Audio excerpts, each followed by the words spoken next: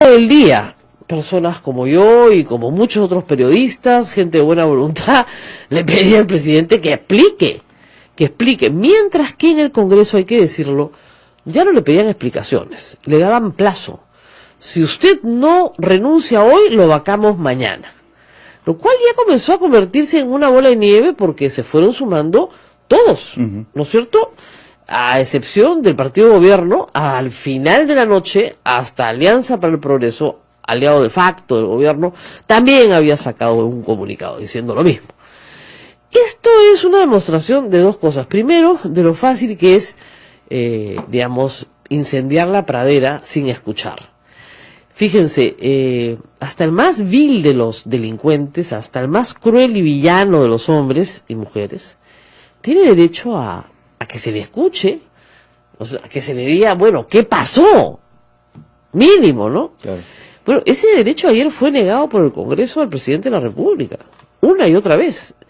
Tan es así que el presidente comete la torpeza de decir, voy el 22, que también es ridículo, pues la próxima semana, 8 días, y le dicen, no nos interesa que venga el 22. Chao, ya fuiste. Con lo cual ya no tiene que ir a la Comisión Lavallato, porque le han devuelto su escrito diciendo que ya no va. Entonces ahora las explicaciones son con el país, lo cual me parece muy bien. Ahora, ayer se han demorado la vida en sacar discúlpame, yo y Ismael Soto nos escribíamos por WhatsApp muy tarde anoche, y como dijo uno de los tuiteros, al jefe de comunicaciones que lo cuelguen en el Cerro San Cristóbal, la verdad. Por favor. Ya estaban saliendo en vivo a las 10:30, me parece, y de repente pararon la transmisión y nadie sabía qué pasaba, no la van a grabar. Y claro, si uno se da cuenta, sí están grabando, claramente porque hay tomas tú ves que hay acercamientos. Claro, hay planos editados. Exactamente, sí. Hay planos perfectamente editados, cualquiera lo sabe. Entonces se han demorado en editar, ha salido 11:30 de la noche. En este país, miren, yo he tenido un programa de 11 a 12 de la noche muchos años de mi vida, y la gente se va a dormir. El principal problema es que la gente trabaja, la gente que es la mayoría de los peruanos somos trabajadores, y a las 11 de la noche estamos durmiendo.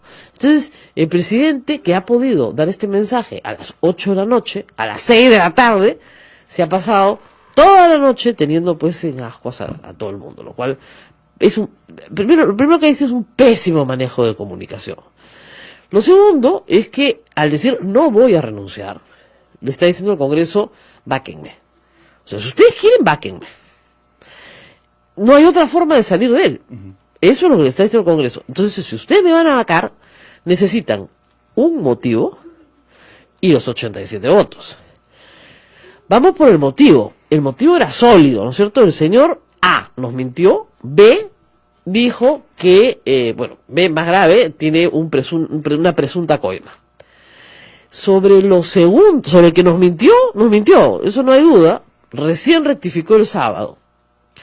Pero sobre lo de la coima ya, ahí sí, anoche, ha dado una explicación. Yo no me quedo satisfecha con esa explicación, yo quiero más, pero yo soy periodista, pues yo quiero hacer 25 preguntas más. Y creo que no están contestadas todas las preguntas, porque evidentemente en una presentación de este tipo no hay forma de contestarlas todas. Pero hay mucho por contestar. Y yo creo que si con un presidente menos apurado y nervioso, se le pueden hacer más preguntas y él contestarlas y terminar con este capítulo, ¿no es cierto? Y dejarlo así, a satisfacción de los que quieran estar satisfechos con la explicación. Pero necesita más respuestas, evidentemente que necesita muchas más respuestas. Ahora, creo que por fin el presidente decidió pelear, lo cual es una buena noticia, porque la vocación de alfombra que tiene el presidente Kuczynski creo que no la ha tenido ningún presidente nunca, no lo han chancado y lo han pisoteado como les ha dado la gana. Entonces, por fin decidió pelear. Lo acompañan su viceministra, perdón, su vicepresidenta al lado. Y acá viene una cosa que tengo que explicar, porque ayer, conversando con Pedro Cateriano, me hizo notar un detalle en la Constitución que yo no había notado, y puede ser, más que puede ser, yo creo que él tiene razón y que la equivocada soy yo. La Constitución está en la mesa en estos momentos. La Constitución siempre está en mi cartera en estos días. Hay épocas en que uno camina con el Código Penal, otras que camina con la Constitución. La Constitución dice lo siguiente, el artículo 115. Por impedimento temporal o permanente, el presidente de la República asume sus funciones el primer vicepresidente, es decir, el señor Martín Vizcarra. En defecto de este, el segundo vicepresidente, es decir, la señora Mercedes Arauz. Por impedimento de ambos, el presidente del Congreso, es decir, el señor Luis Galarreta. Si el impedimento es permanente, el presidente del Congreso convoca de inmediato a elecciones, punto.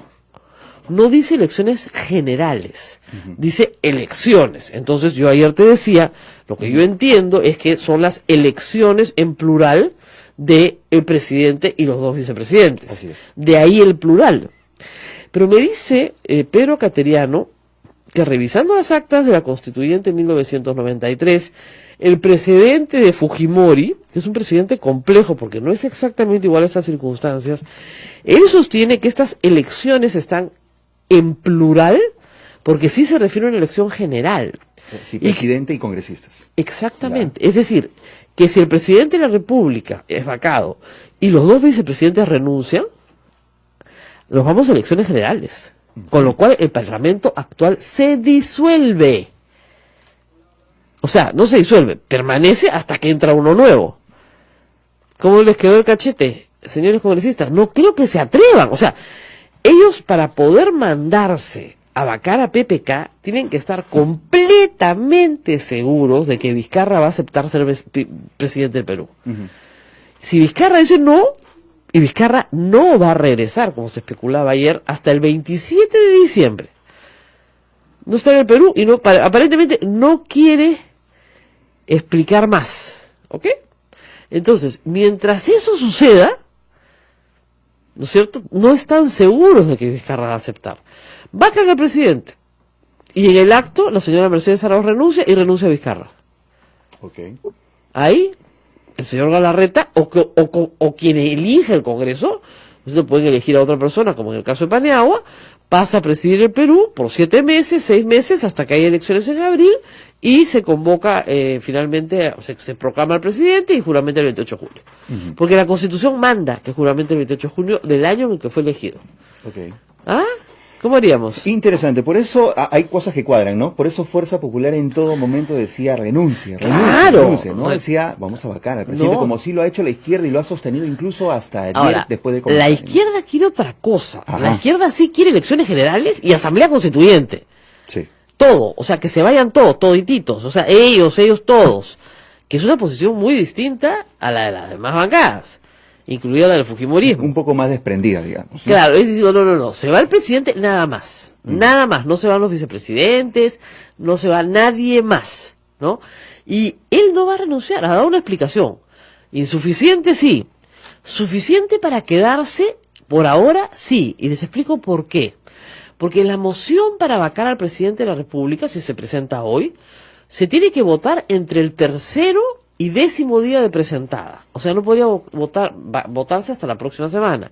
El presidente tiene derecho a estar presente con su abogado durante 60 minutos y ser escuchado por el Congreso y por todo el país. Eso es lo que dice el reglamento del Congreso.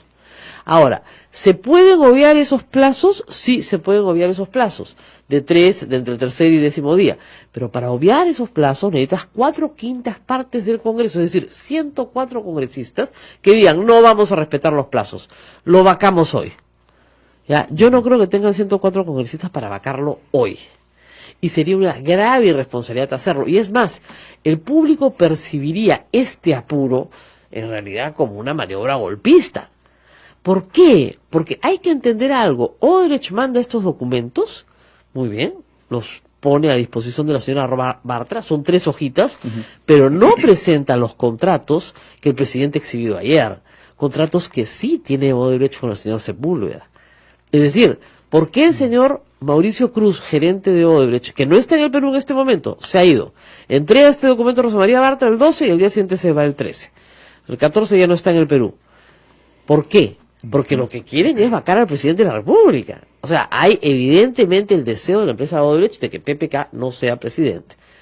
Y necesitan que les deroguen el decreto supremo 003, que pasará pronto a la orden del día. Además, lo van a tener que derogar de todas maneras porque hay un problema ahí con la cadena de pagos y con proveedores peruanos que están sufriendo injustamente. Va ¿va a seguir hablando el presidente? Tiene que hacerlo. El 21 está citado a la Fiscalía. ¿Tiene alguna relación, como dicen los fujimoristas, la Fiscalía con PPK? Ninguna. Si lo han citado a declarar, no pueden ser más burros. Ahora, ayer la especulación y la razón por la cual toda la bancada fujimorista se reunió en el Paseo Colón no era para escuchar el mensaje de PPK. La especulación fuerte ayer es que se viene la prisión preventiva para Keiko Fujimori. Y no solo para Keiko Fujimori, sino para algunas personas que han sido altas autoridades en su partido. ¿Ha cobrado peso ese rumor? El rumor ayer era fuertísimo. Fuertísimo. Tanto así que el propio Salaverry trató de desmentirlo o poner un parche, si se quiere, al asunto, Pero ¿no? si tú escuchas las declaraciones de los fujimoristas ayer, no hablaban de otra cosa que no fuera de la Fiscalía. Sí, pues. Una y otra vez. O sea, los traicionaba el inconsciente, porque una y otra vez hablaban de la Fiscalía y hablaban de la Fiscalía y hablaban de la Fiscalía. Cuando tú decías, oye, un momentito. Ahora, mientras todo esto sucedía, la Subcomisión de Acusaciones Constitucionales comenzó a montar, ¿no es cierto?, todo este ataque al Tribunal Constitucional para tener un Tribunal Constitucional capturado por el fujimorismo, de tal manera que se tramiten los documentos que ellos quieren que se tramiten. Por ejemplo, un habeas corpus a Alberto Fujimori para sacarlo del Perú. Probablemente. Y eso ha sido ayer. Es un disparate de resolución. O sea, tienes 4 magistrados que según estos señores han prevaricado, porque los 4 han hecho exactamente lo mismo. Al vocal ponente lo inhabilitas por 10 años. Y ese vocal ponente, el doctor Eloy Espinosa Saldaña, es justamente el que es vocal ponente del habeas corpus de Alberto Fujimori. Qué raro, ¿no? ¿Ya? Y luego tenemos al señor Miranda, que no le hacen nada. Y al doctor Ramos y a la doctora Marilena Ledesma, suspendidos solo 30 días. ¿No? Está en el teléfono Pedro Cateriano, justamente para hablar de nuestra interpretación auténtica.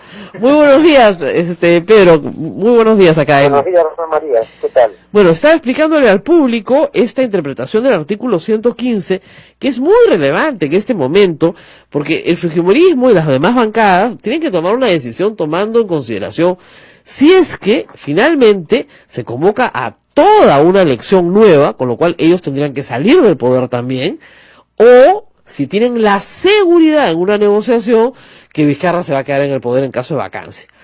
Tú interpretas claramente y explícanos por qué el artículo 115 como si los 3, es decir, el presidente y los vicepresidentes tienen impedimento, se convoca a elecciones generales. Explícanos por qué.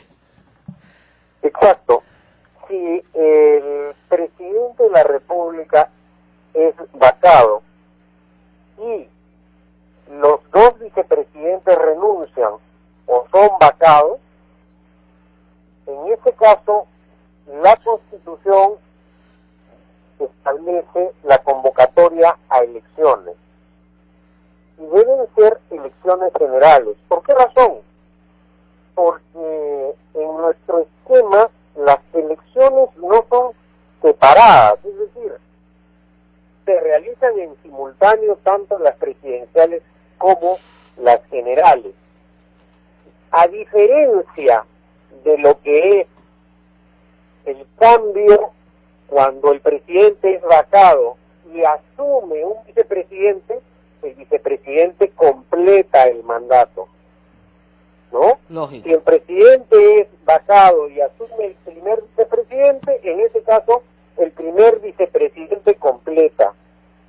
Si no asume el primer vicepresidente y accede en segunda vicepresidenta, completa. Pero cuando el presidente es vacado y los otros 2 vicepresidentes vacados o renuncian, en ese caso tenemos que ir a elecciones generales. Porque en nuestro esquema constitucional el mandato del presidente coincide con el mandato parlamentario. En este caso estaríamos en un escenario de elecciones generales anticipadas, por cuanto asumiría el presidente del Congreso la presidencia de la República con el objetivo central de organizar las elecciones generales. Ahora, hay algunas preguntas políticas también. Yo escucho esta mañana viniendo para acá a Héctor Becerril en RPP, el más, digamos, como podríamos decir, conspicuo miembro de la mototaxi, ¿no? Y el tono ha cambiado. Es decir, yo esperé escuchar, vamos a vacarlo hoy mismo, superando todos los plazos, y ¿no? Obviamente no la beligerancia, es un mentiroso, sigue mintiendo, ¿no? Eso sí estaba igual. Pero no decía que lo iban a vacar hoy. Hablaba de consensos con otras bancadas. Me pareció rarísimo que los fujimoristas hablaran de consensos con otras bancadas. Entonces... Lo que pasa, Rosa María, y tú lo has hecho notar en varias oportunidades, el Congreso ya disparó una bala de plata y como mecanismo de defensa, el presidente de la República todavía tiene la posibilidad de mandar a la señora Arauz para plantear una cuestión de confianza avalando políticamente al presidente. Y de hecho, en la práctica, la presencia el día de ayer de la presidenta del Consejo de Ministros y sus ministros al lado del presidente de la República constituye un aval político al mensaje que le ha dado a la nación. Por ahora, lo tanto, Pedro, eso es algo... Ahora, no pueden ser procesos, digamos, simultáneos. Sí, le damos la confianza a la señora Arauz y a su gabinete, pero igual vacamos al presidente. No, porque en la cuestión de confianza se tendría que plantear la permanencia en el cargo, la garantía de una investigación para que el presidente pueda expresar sus puntos de vista, es decir, ejercer el derecho de defensa. Ahora, yo creo, Rosa María, de otro lado, que esta situación que ha creado el Parlamento el día de ayer, de una tensión máxima, de una precipitación, prueba una vez más el peligro que constituye para el país tener un Parlamento unicameral que en ciertas ocasiones, guiado por la vehemencia política, la pasión, complica la estabilidad institucional del país con medidas poco reflexivas que no se darían o que no ocurrirían eventualmente con la existencia de otra Cámara como es el Senado de la República, ¿no? Claro, pero, digamos, volviendo al tema de la cuestión de la confianza, si lo que quieren poner en jaque es al Congreso, más rápido es decirle al Congreso, Mercedes Arauz, decirle, miren, si ustedes vacan al presidente, yo y Martín Vizcarra vamos a renunciar, con lo cual ustedes van a tener que irse igual. Exacto. Eso es lo único que hay que decir. O sea, si nosotros dos renunciamos, si lo vacan al presidente, nosotros dos renunciamos. Si nosotros dos renunciamos, se tienen que ir. Escojan, ¿quieren irse? No tenemos problema. Nos vamos todos. Nos vamos todos. El Ejecutivo y se va el Legislativo y hay elecciones generales. Exacto. Esa es la carta. De otro lado, Rosa María, más fuerte, que hay un importante sector en la opinión pública que no ve con desagrado el anticipo de elecciones y la convocatoria de elecciones generales. Así es. Porque, seamos sinceros, el papel que viene desempeñando el Parlamento en muchos casos constituye una amenaza al orden constitucional, como por ejemplo la vergonzosa actitud violatoria de preceptos constitucionales cometidos el día de ayer contra los magistrados del Tribunal Constitucional, de manera especial contra el magistrado Eloy Espinosa. Así es. No, lo acabamos de anunciar acá en el programa también. Esto pasa por lo bajo. La mayoría, lamentablemente, de nuestro país no entiende para qué sirve el Tribunal Constitucional, por qué es tan importante, pero de verdad que es un hecho muy grave. Lo que ha hecho ayer el Congreso es muy grave. Y es además un disparate jurídico. Si tú estás acusando a 4 jueces de ser prevaricadores, ¿no es cierto? Porque eso es en el fondo lo que están diciendo, aunque no lo están diciendo porque no los acusan de delito, bueno, tendrían que tener los 4 pues la misma sanción, no una sanción diferenciada, además así de diferenciada, uno inhabilitado por 10 años para función pública y los otros 2 suspendidos 30 días, ¿no? Y y a otro no le pasa nada. Exactamente. Es absurdo. Una resolución disparatada, ¿no es cierto?, que refleja además cómo actúan selectivamente con fines políticos, porque curiosamente el doctor Eloy Espinosa Saldaña es el ponente principal del Tribunal Constitucional en el expediente que está en giro en el tribunal sobre el habeas corpus que presentó Keiko Fujimori para intentar la libertad del dictador. Así es. Ahora, en el escenario en que PPK porque este hombre es el hombre más lechero del mundo, no hay otra explicación, sobreviva a una vacancia, claro, sobrevive golpeado, pero podría salir fortalecido si es que sabe jugar bien. El problema es que político no es, o sea, por lo menos no sabe hacer política. ¿Qué tendría que hacer el presidente para que no lo vaquen? Bueno, para que no lo vaquen, tendría que concurrir la presidenta del Consejo de Ministros, Mercedes Arauz, al Parlamento y hacer efectiva la presentación del planteamiento de la cuestión de confianza. Yo creo que de ese lado los parlamentarios van a meditar las consecuencias políticas que para ellos mismos ocasionaría la disolución del Congreso de manera constitucional si es que le niegan la extensión del voto de confianza al gabinete Arauz. Así es. Vamos a ver qué pasa, pero yo creo que más fácil es, Martín Vizcarra ha dicho que no viene al Perú, ¿no es cierto? Que no está en sus planes, que viene el 27, ¿no? O sea, que no tiene ningún apuro por venir por Navidad, que va a pasar Navidad en Canadá con su familia, ¿no? En Canadá el país, por si acaso.